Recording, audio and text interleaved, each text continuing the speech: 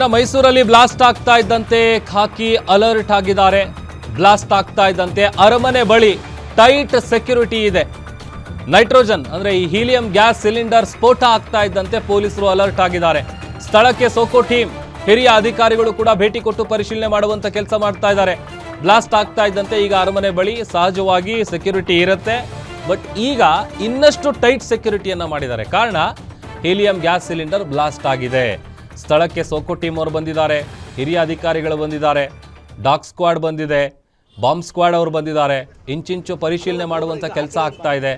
ಒಂದು ಕಡೆ ಮೈಸೂರಿನ ಕಮಿಷನರ್ ಆದಂಥ ಸೀಮಾ ಲಾಟ್ಕರ್ ಅವರು ಸ್ಥಳಕ್ಕೆ ಭೇಟಿ ಕೊಟ್ಟು ಘಟನೆ ಹೇಗೆ ನಡೀತು ಎಲ್ಲ ವಿಚಾರವನ್ನು ಎಲ್ಲ ಮಾಹಿತಿಗಳನ್ನು ಕಲೆ ಹಾಕ್ತಾ ಇದ್ದಾರೆ. ಆಮೇಲೆ ಈಗ ಇರುವಂಥ ಪ್ರಶ್ನೆ ಯಾಕಂತಂದರೆ ಹೇಗೆ ನಡೀತು ಅನ್ನುವಂಥದ್ದು ಬೇಕಲ್ಲ. ಒಂದು ಕಡೆ ಟೈಟ್ ಸೆಕ್ಯೂರಿಟಿ, ಆ ಜಾಗದ ಸುತ್ತ ಬ್ಯಾರಿಕೇಡ್ ಹಾಕಿದ್ದಾರೆ. ಅದಾದಮೇಲೆ ಅಲ್ಲಿ ಹೆಚ್ಚಿನ ಭದ್ರತೆಯನ್ನು ಇಟ್ಟಿದ್ದಾರೆ. ಆಮೇಲೆ ಈ ಘಟನೆ ನಡೆಯೋದಕ್ಕೆ ಏನು ಕಾರಣ ಅನ್ನುವಂಥದ್ದನ್ನು ಕೂಡ ಈಗ ಪ್ರಾಥಮಿಕ ತನಿಖೆ ನಡೆಸ್ತಾ ಇದ್ದಾರೆ. ಅದಾದ ನಂತರದಲ್ಲಿ ಯಾವ ಕಾರಣಕ್ಕಾಗಿ ಸಿಲಿಂಡರ್ ಬ್ಲಾಸ್ಟ್ ಆಯಿತು, ಆ ಹೀಲಿಯಂ ಸಿಲಿಂಡ್ರು ಬ್ಲಾಸ್ಟ್ ಆಯಿತು ಅನ್ನುವಂಥ ವಿಚಾರ ಗೊತ್ತಾಗುತ್ತೆ. ಈಗ ಒಂದು ಕಡೆ ಈ ಘಟನೆ ನಡೆದ ಬೆನ್ನಲ್ಲೇ ಖಾಕಿ ಹೈ ಅಲರ್ಟ್ ಆಗಿದ್ದಾರೆ, ಅಲ್ಲಿ ಟೈಟ್ ಸೆಕ್ಯೂರಿಟಿಯನ್ನು ಕೊಟ್ಟಿದ್ದಾರೆ. ಅದರ ಜೊತೆಗೆ ಡಾಗ್ ಸ್ಕ್ವಾಡ್ನಿಂದ ಇಂಚಿಂಚು ಪರಿಶೀಲನೆ ಮಾಡುವಂಥ ಕೆಲಸ ಕೂಡ ಆಗ್ತಾ ಇದೆ. ಯಾಕಂತಂದರೆ ಈಗ ಪೊಲೀಸರು ಇದನ್ನು ಒಂದೇ ಆಯಾಮದಲ್ಲಿ ನೋಡೋದಲ್ಲ. ಹೀಲಿಯಂ ಗ್ಯಾಸ್ ಬ್ಲಾಸ್ಟ್ ಆಗಿದೆ ಅಂತ ಅಂದರೆ ಈಗ ಅಲ್ಲಿ ಕೆಲಸ ಮಾಡ್ತಾ ಇದ್ದಂಥ ಅವರಿಬ್ಬರು ಯಾರು, ಎಲ್ಲಿಂದ ಬಂದಿದ್ದವರು, ಅದು ಹೇಗೆ ಬ್ಲಾಸ್ಟ್ ಆಯಿತು, ಈ ಥರದ್ದೆಲ್ಲ ಪ್ರಶ್ನೆಗಳು ಕೂಡ ಸಹಜವಾಗಿ ನಮ್ಮನ್ನು ಕಾಡುತ್ತೆ. ಹಾಗಾಗಿ ಒಂದು ಕಡೆ ಈ ಆಸ್ಪತ್ರೆಯಲ್ಲಿ ಚಿಕಿತ್ಸೆ ಪಡಿತಾ ಇದ್ದಾರೆ, ಅವ್ರ ಸ್ಥಿತಿ ಗಂಭೀರವಾಗಿದೆ. ಮತ್ತೊಂದು ಕಡೆ ಬಲೂನ್ ಮಾರ್ತಾ ಇದ್ದಂಥ ವ್ಯಕ್ತಿಗಳು ಅವರು ಈ ನಮ್ಮ ಕರ್ನಾಟಕದವರಂತೂ ಆಗಿರೋದಕ್ಕೆ ಸಾಧ್ಯ ಇಲ್ಲ, ಬೇರೆ ಹೊರ ರಾಜ್ಯದಿಂದ ಬಂದು ಇಲ್ಲಿ ಈ ಥರದ ಕೆಲಸ ಮಾಡ್ತಾ ಇರ್ತಾರೆ. ಅವರು ಡೀಟೇಲ್ಸ್ ಕೂಡ ಪಡ್ಕೊಳ್ಳುವಂಥ ಕೆಲಸವನ್ನು ಸದ್ಯ ಪೊಲೀಸರು ಮಾಡ್ತಾ ಇದ್ದಾರೆ.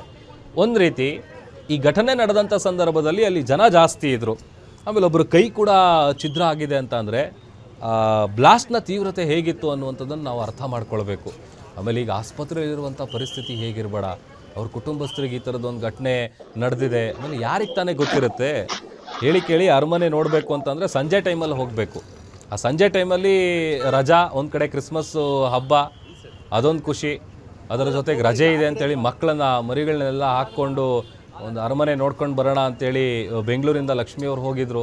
ಅದೇ ಥರ ಕೇವಲ ಬೆಂಗಳೂರು ಈ ಸುತ್ತಮುತ್ತ ಭಾಗ ಅಲ್ಲ, ಬೇರೆ ಬೇರೆ ಊರುಗಳಿಂದಲೂ ಕೂಡ ಜನ ಅಲ್ಲಿಗೆ ಬರ್ತಾರೆ. ಆಮೇಲೆ ನಾನು ಹೇಳ್ತಾ ಇದ್ದಲ್ಲ, ಕಾರಣ ಏನು ಅಂತಂದರೆ ಸಂಜೆ ಟೈಮಲ್ಲಿ ನೋಡೋದಕ್ಕೆ ಅರಮನೆ ನಿಮ್ಗೆ ಅಷ್ಟು ಬ್ಯೂಟಿಫುಲ್ಲಾಗಿ ಕಾಣಿಸುತ್ತೆ. ಆ ವ್ಯೂ ಈ ಫೋಟೋದಲ್ಲೆಲ್ಲ ನೋಡಿರ್ಬೋದು. ಆ ಲೈಟಿಂಗ್ಸ್ ನೀವು ಅಲ್ಲಿ ನೋಡ್ತಿದ್ದೀರಿ, ಹಿಂದೆ ಕಾಣಿಸುತ್ತೆ. ಒಂದು ಸ್ವಲ್ಪ ನೀವು ಗಮನಿಸಿದ್ರೆ, ಸೂಕ್ಷ್ಮವಾಗಿ ಗಮನಿಸಬೇಕು. ಆ ಲೈಟಿಂಗ್ಸನ್ನು ನೋಡೋದಕ್ಕೆ ಅಂತೇಳಿ ಬೇರೆ ಬೇರೆ ಊರಿಂದ ರಾತ್ರಿ ಟೈಮಲ್ಲೇ ನೋಡಬೇಕು ಅಂತೇಳಿ ಬರ್ತಾರೆ. ಯಾಕಂತಂದರೆ ಹಗಲತ್ತಲ್ಲಿ ನಿಮ್ಗೆ ಅಷ್ಟು ಹಗಲಲ್ಲಿ ನೀವು ನೋಡುವಂಥ ಅರಮನೆನೇ ಬೇರೆ, ಸಂಜೆ ಟೈಮಲ್ಲಿ ನೋಡುವಂಥ ಅರಮನೆ ಬೇರೆ. ಹಾಗಾಗಿ ಇವತ್ತು ರಜಾ, ಅದರ ಜೊತೆಗೆ ಬೇರೆ ಬೇರೆ ಭಾಗದಿಂದ ಬಂದಂಥ ಪ್ರವಾಸಿಗರು, ಈ ಒಂದು ಘಟನೆಯಿಂದಾಗಿ ಸದ್ಯ ಮೈಸೂರಿನ ಜನ ಒಂದು ರೀತಿ ಬೆಚ್ಚಿ ಬಿದ್ದಿದ್ದಾರೆ. ಈ ಘಟನೆ ನಡೀತಲ್ಲ ಅಂತ. ಇನ್ನು ಚಿತ್ರದುರ್ಗದ ಬಸ್ ದುರಂತ ಏನಿದೆ, ಬಸ್ ಅಪಘಾತ ಏನಿದೆ, ಅದರಲ್ಲಿ 6 ಜನ, ಒಬ್ಬ ಲಾರಿ ಡ್ರೈವರ್ ಸೇರಿದಂತೆ, ಅವ್ರದ್ದೇನೂ ತಪ್ಪಿಲ್ಲ. ಅವ್ರ ಪಾಡಿಗೆ ಅವ್ರು ಹೋಗ್ತಾಯಿದ್ರು. ಇನ್ನೇನು ಬಹುಶಃ ಇನ್ನೊಂದು 4-5 ಅವರ್ ಜರ್ನಿ ಮಾಡಿದಿದ್ರೆ ಅವ್ರ ಡೆಸ್ಟಿನೇಷನ್ ಅವ್ರು ರೀಚ್ ಆಗ್ತಾಯಿದ್ರು. ಗೋಕರ್ಣಕ್ಕೆ ಅಂತ ಹೊರಟಂಥವರೇ ಜಾಸ್ತಿ ಜನ ಇದ್ದರು. ಆ ಒಂದು ಘಟನೆ ಮಾಸಿಲ್ಲ. ಈಗ ಆಲ್ರೆಡಿ ಸಂಜೆ ರಾತ್ರಿ 8:45 ಸುಮಾರಿಗೆ ಮೈಸೂರಿನ ಅರಮನೆ ಮುಂಭಾಗ ಈ ಒಂದು ಬ್ಲಾಸ್ಟ್ ನಿಜಕ್ಕೂ ಇವತ್ತು ಕರ್ನಾಟಕದ ಪಾಲಿಗೆ ಕರಾಳ ಗುರುವಾರ. ಗಾಯಾಳು ಲಕ್ಷ್ಮಿಯವ್ರ ಫೋಟೋ ತೋರಿಸ್ತಾ ಇದ್ದೀವಿ. ಬೆಂಗಳೂರಿಂದ ಹೋಗಿದ್ದವರು, ಬೆಂಗಳೂರಿನ ಮೂಲದ ಲಕ್ಷ್ಮಿಯವರು, ಅವರು ಅಲ್ಲಿ ಇದ್ದರು ಈಗ ಬ್ಲಾಸ್ಟ್ ಆದಂಥ ಸಂದರ್ಭದಲ್ಲಿ. ಆಮೇಲೆ ಈಗ ಯಾರಿಗೆ ಕೈ ಛಿದ್ರ ಆಗಿದೆ ಅನ್ನುವಂಥದ್ದು ಇನ್ನೂ ಗೊತ್ತಾಗಿಲ್ಲ. ಬಟ್ ಒಬ್ಬ ಮಹಿಳೆಯ ಕೈ ಇಲ್ಲ ಅನ್ನುವಂಥದ್ದು ಗೊತ್ತಾಗ್ತಾ ಇದೆ. ಅವ್ರ ಪರಿಸ್ಥಿತಿ ಹೇಗಿರಬೇಡ ಯಾರು ಅಂದ್ಕೊಂಡಿರಲ್ಲ.